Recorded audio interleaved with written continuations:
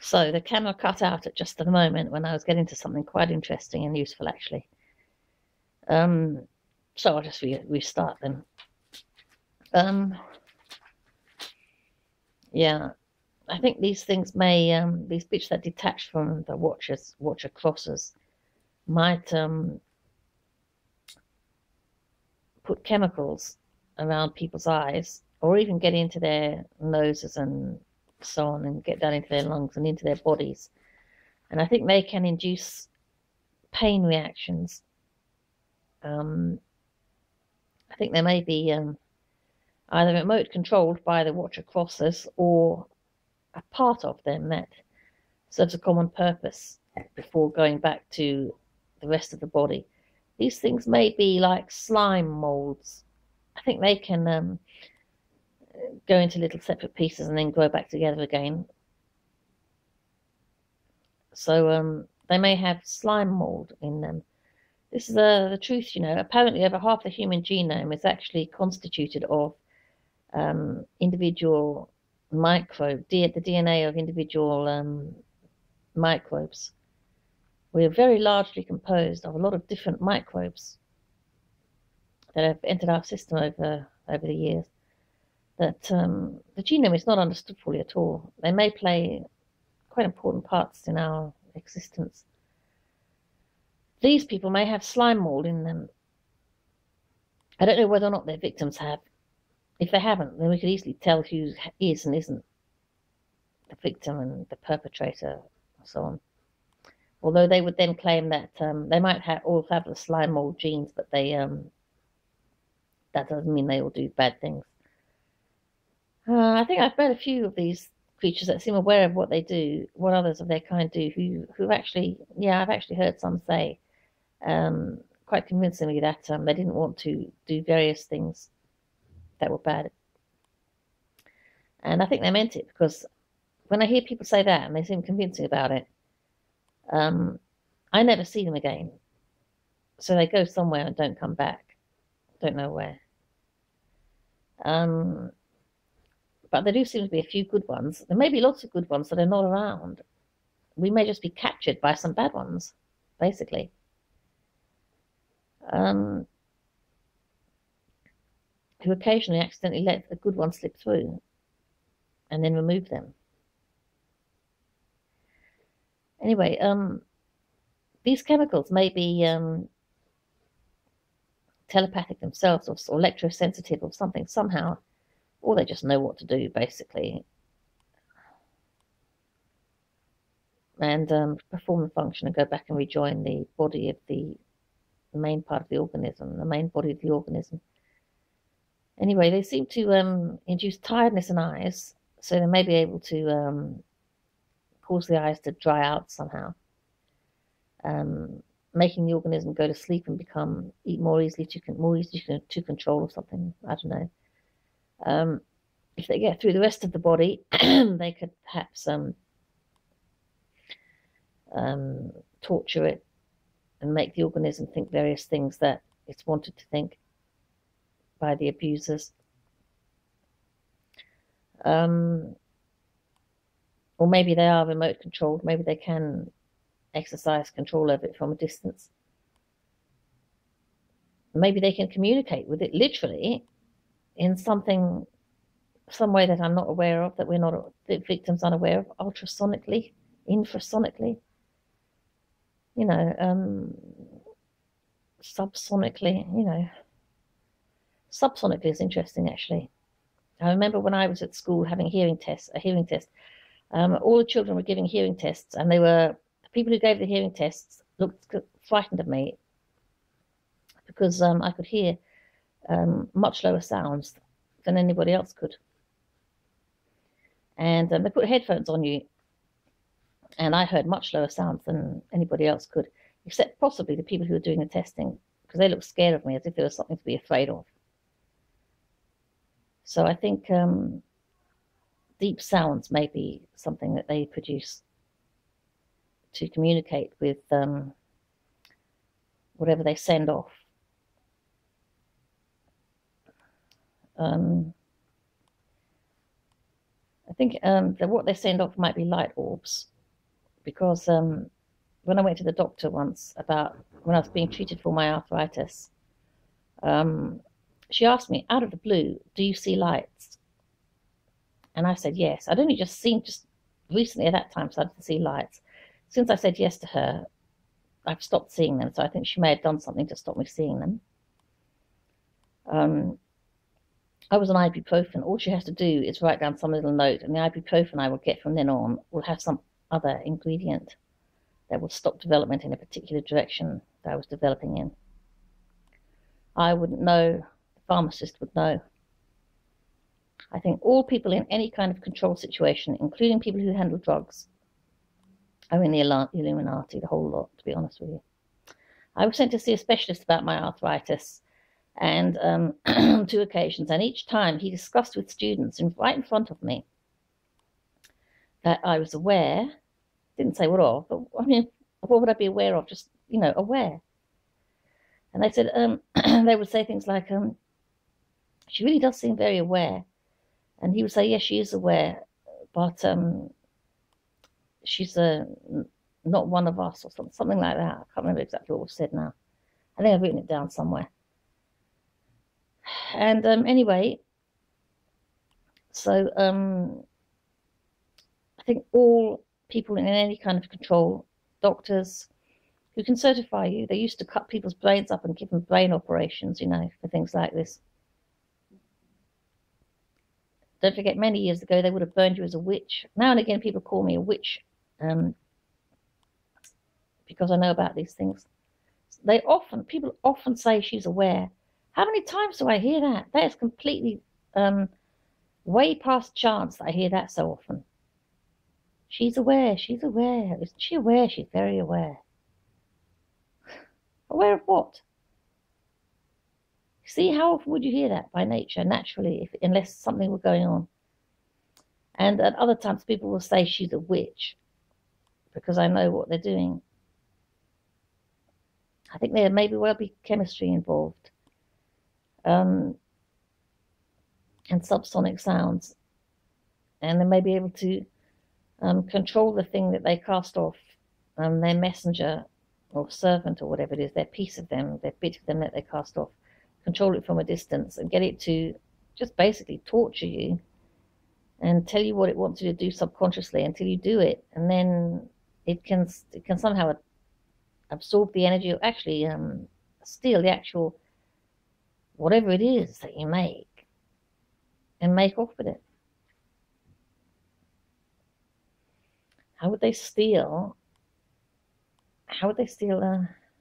a neuronal activation pattern?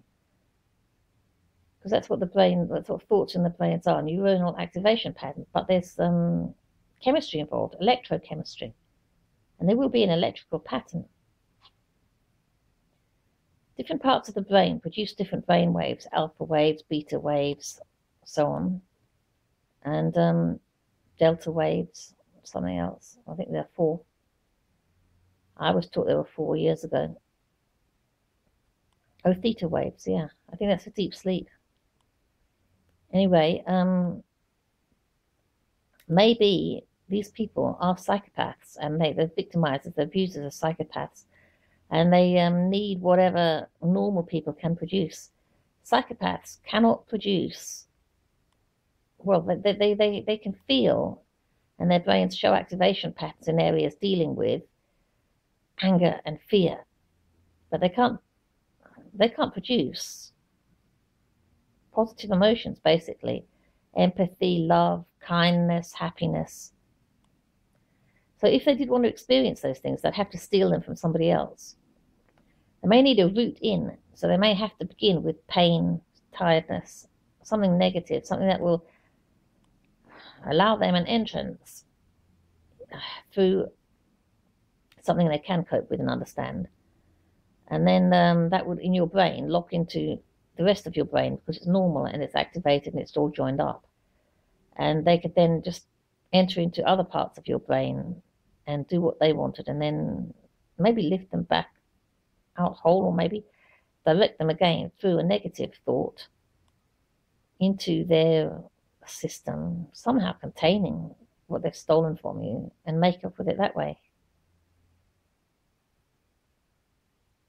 If they do just want negative feelings, then they can just make you feel negative feelings, I guess, and draw the energy away. But they've got their own negative feelings, really. They've got anger and fear.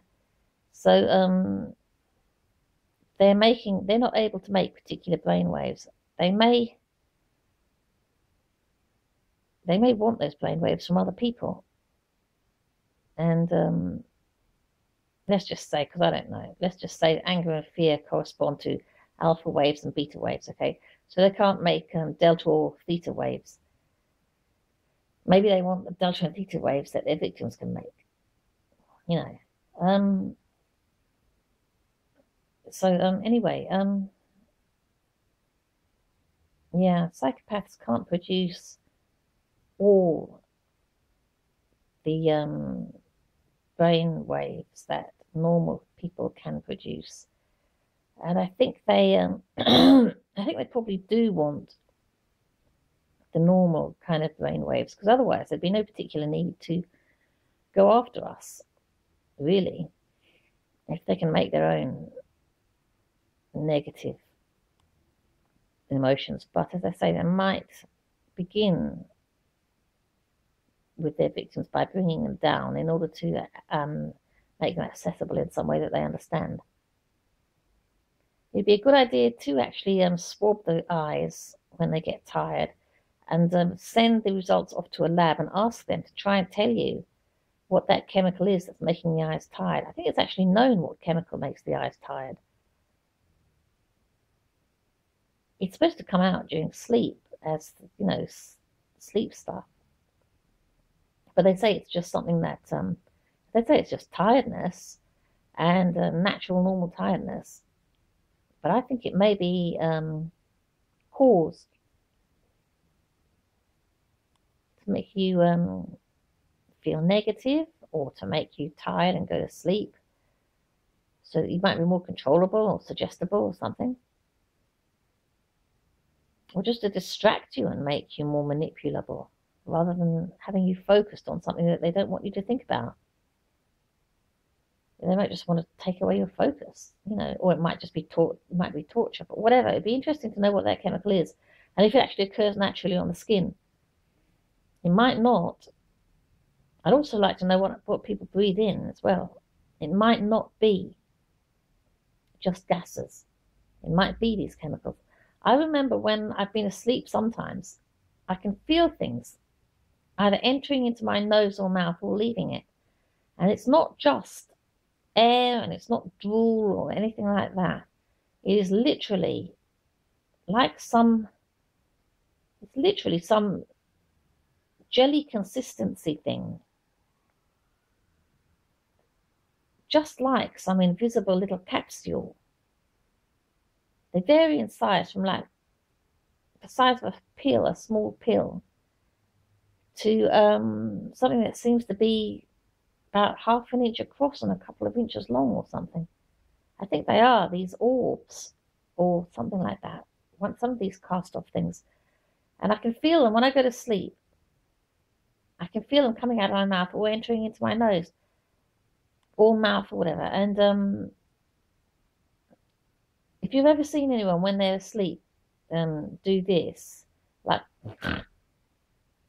you know, like there's something suddenly snorted in, I think that's one of those things going into them.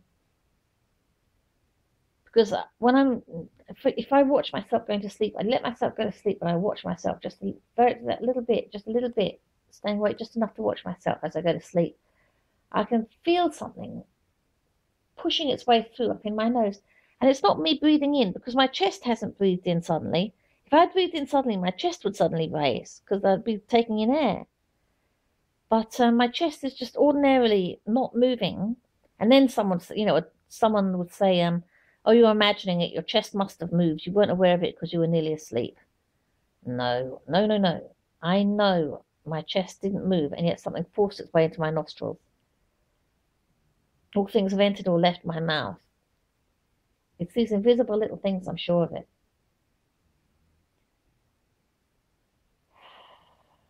I actually did catch some in I think in a jar once, and slammed the lid on.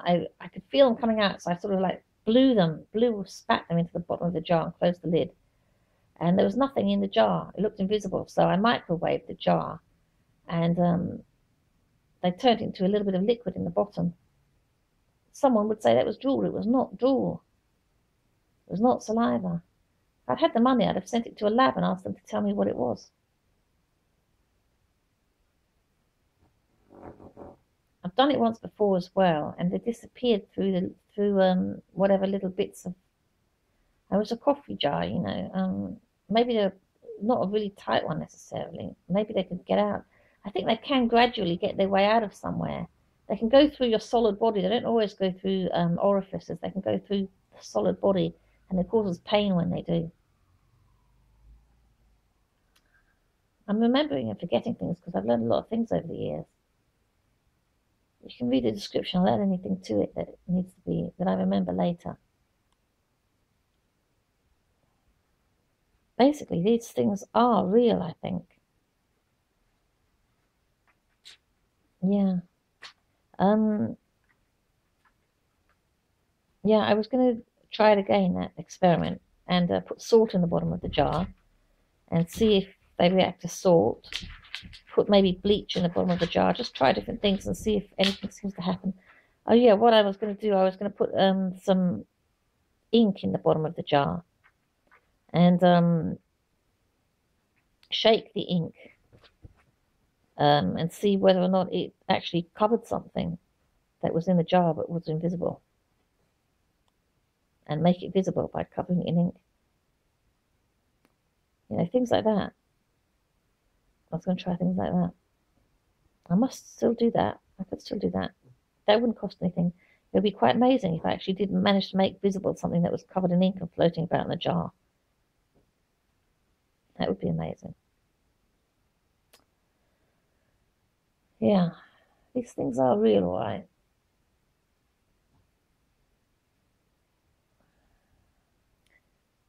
With those ghost hunting cameras, infrared cameras, are they the ones that spot orbs? Are the orbs then light, infrared light? There might be heat. There might be heat. I might have, when I saw those lights, I might have been developing the ability to see heat. Possible.